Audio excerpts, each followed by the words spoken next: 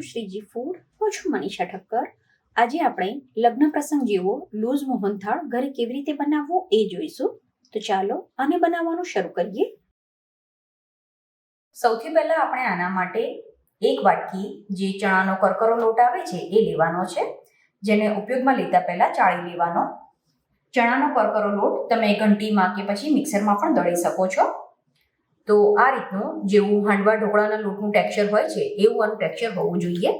હવે આપણે એક વાસણમાં એક નાની ચમચી ઘી અને 2 ચમચી દૂધ ગરમ થવા માટે મૂકવાનું. ઘી અને દૂધ આ રીતે ગરમ થઈ જાય એટલે તરત જ ગેસ બંધ કરી દેવાનો છે.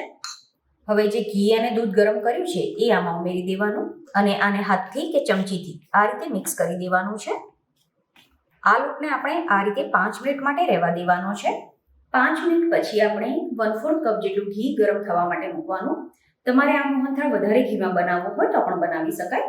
ઘી ગરમ થઈ જાય એટલે જે ચણાના લોટમાં આપણે ઘી અને દૂધ મિક્સ કરીને રાખ્યું છે એ આમાં ઉમેરી દેવાનું. આને ચાળવાની જરૂર નથી, આ રીતે જ આપણે આમાં ઉમેરી દઈશું. ગેસની ફ્લેમ ધીમી જ રાખવાની અને ધીમા ગેસ ઉપર જ લોટને આપણે સરસ રીતે શેકવાનો છે. લોટને શેકવામાં બિલકુલ પણ ઉતાવળ નથી કરવાની. તો આ સમયે મેં ફરીથી 1 ચમચી જેટલું ઘી આમાં ઉમેર્યું છે.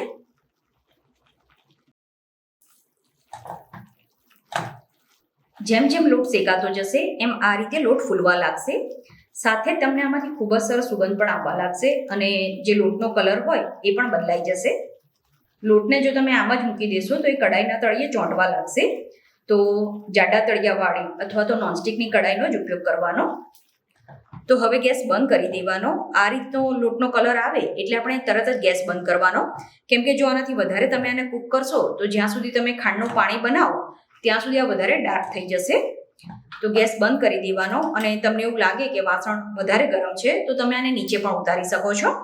પછી આપણે બીજું એક વાસણ લેવાનું અને જે વાટકીથી આપણે ચણાનો લોટ માપ્યો હોય એ જ વાટકીથી માપીને અડધી વાટકી આપણે ખાંડ લેવાની છે.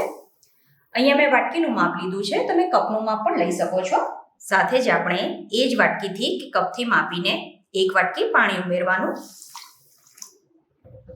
હવે મીડિયમ ફ્લેમ ઉપર આને ગરમ કરવાનું છે અને જે લોટ શેકીને રાખ્યો છે એને પણ વચ્ચે વચ્ચે હલાવતા રહેવાનું.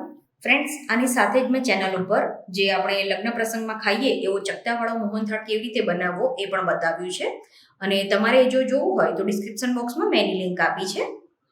પણ તમને જો મોહનથાળમાં ખાંડની ચાસણી બનાવતા કે ચાસણી ચેક કરતા નથી આવડતું તો આ રીતે લૂઝ મોહનથાળ તમે એકદમ સરળતાથી બનાવી શકો છો. અને ઠંડીમાં કે વરસાદની સિઝનમાં આવો લૂઝ મોહનથાળ ખાવાની ખૂબ જ મજા આવતી હોય છે. તો તમે ક્યારેય પણ જો આ રીતનો લૂઝ મોહનથાળ નથી બનાવ્યો કે નથી ખાધો તો એકવાર જરૂર ટ્રાય કરજો, તમને ચોક્કસ પસંદ આવશે. તો ખાંડ એકદમ સરસ રીતે ઓગળી ગઈ છે. હવે આ પાણી સહેજ ચીકણું થાય ત્યાં સુધી જ આપણે એને ગરમ કરવાનું છે. આ ટાઈમે જ આપણે આમાં જે મોહનથાળ માટેનો કલર આવે છે એ થોડો ઉમેરી દઈશું. ઓપ્શનલ છે, તમારી પાસે કલર ના હોય કે તમારે કલર ના ઉમેરવું હોય તો સ્કીપ કરી શકો છો. અને આ મોહનથાળનો કલર તમને કોઈ પણ કરિયાણાની દુકાને મળી જશે. તો આ રીતે પાવડર ફોર્મમાં જ આવતો હોય છે. તો પહેલાં થોડો કલર નાખીને ચેક કરી લેવાનો. મોહનથાળનો તમને લાઇટ ડાર્ક જેવો કલર જોઈતો હોય એ પ્રમાણે તમારે આ કલર ઉમેરવાનો. આ પાણીને હજુ આપણે 2 મિનિટ માટે ઉકાળવાનું છે. જો આ પાણીને તમે વધારે ઉકાળો તો આપણે જે લૂઝ મોહનથાળ જોઈએ છીએ એના કરતાં એ થોડો થીક બનશે. એટલે પાણીને આ રીતે આપણે પાતળું જ રાખવાનું છે. તો આ રીતે મેં આને 3 મિનિટ માટે ઉકાળી લીધું છે અને 3 મિનિટ પછી તમે જ્યારે આને ચેક કરશો તો આ પાણી તમને થોડું ચીકણું લાગશે. તો બસ આનાથી વધારે આપણે આને નથી ઉકાળવાનું. ગેસ બંધ કરીને આ પાણીને આપણે ગેસ ઉપર જ અત્યારે રહેવા દઈશું. હવે જે લોટ આપણે શેકીને રાખ્યો હતો એનો ગેસ ફરીથી ચાલુ કરી દેવાનો છે. જો તમે આ લોટને પહેલેથી જ ગોલ્ડન બ્રાઉન કલરનો શેકી દો તો તમે ખાંડનું પાણી બનાવો ત્યાં સુધીમાં વધારે શેકાતો જતો હોય છે અને એના લીધે લોટમાં થોડી કડવાશ પણ આવી જાય. એટલે બતાવ્યું એ પ્રમાણે ગેસ બંધ કરી દેવાનો અને ખાંડનું પાણી બની જાય એ પછી ફરીથી તમારે આને 1 મિનિટ શેકી લેવાનો છે. ફ્રેન્ડ્સ, તમને જો મારી રેસીપી પસંદ આવે તો રેસીપીને એક લાઇક જરૂરથી કરજો. હવે તમે જોઈ શકો છો લોટનો કલર બદલાવા લાગ્યો છે. સાથે જ આ મિશ્રણ પણ ફૂલીને ડબલ થઈ ગયું છે. આ ટાઈમે આપણે આમાં 1 ચમચી દૂધ ઉમેરવાનું છે. દૂધ ઉમેરવાથી આની ફ્લેવર પણ ખૂબ જ સરસ આવશે. સાથે જ મોહનથાળ ખાવામાં પોચો લાગે અને આમાં એકદમ સરસ દાણો બનતો હોય છે.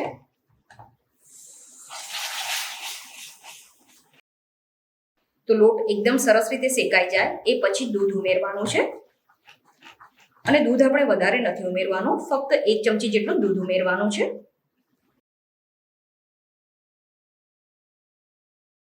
અને જે ખાંડનું પાણી આપણે બનાવીને રાખ્યું છે એ આમાં એડ કરવાનું છે.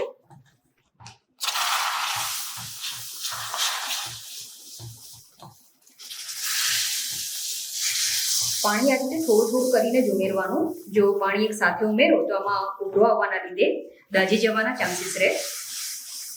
તો થોડું થોડું કરીને મેં 4 થી 5 વારમાં પાણી ઉમેર્યું છે. તો હવે ગેસ બંધ કરી દેવાનો અને આપણે વધારે કૂક કરવાની જરૂર નથી. હવે છેલ્લે આમાં આપણે થોડું કેસર અને થોડો ઇલાયચી જાયફળનો પાવડર ઉમેરી દઈશું. તમારે કેસર અને ઇલાયચી જાયફળનો પાવડર ખાંડના પાણીમાં ઉમેરવો હોય તો પણ ઉમેરી શકાય. મોહનથાળને આપણે કોઈ પ્લેટમાં કે બાઉલમાં લઈ લઈએ. પછી એના ગાર્નિશિંગ માટે સમારેલા બદામ પિસ્તા અને થોડું કેસર ઉમેરી દેવાનું. આ મોહનથાળ જો તમે બનાવીને રાખ્યો હોય અને જ્યારે તમને ખાવાની ઈચ્છા થાય ત્યારે તમે આમાં 1 ચમચી જેટલું દૂધ ઉમેરીને એને ગેસ ઉપર કે માઇક્રોવેવ કરીને ગરમ કરીને ખાઈ શકો છો. આ રીતે બનાવેલો મોહનથાળ ફ્રીજમાં 3 થી 4 દિવસ સુધી સારો રહેતો હોય છે.